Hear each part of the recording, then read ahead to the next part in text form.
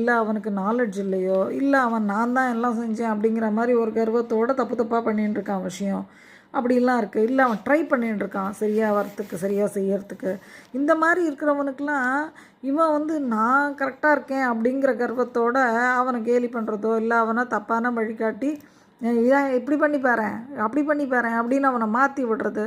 ஏன்னா அவன் எங்கே நம்மளை விட கிரேட்டாக வந்துடுவானோன்ற எண்ணம் கூட இருக்கலாம்.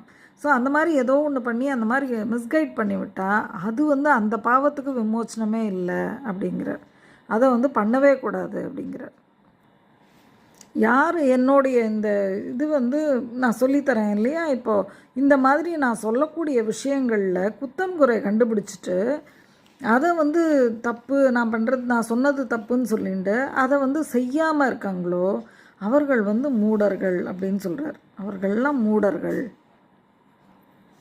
அவர்கள் சீரழிந்து போன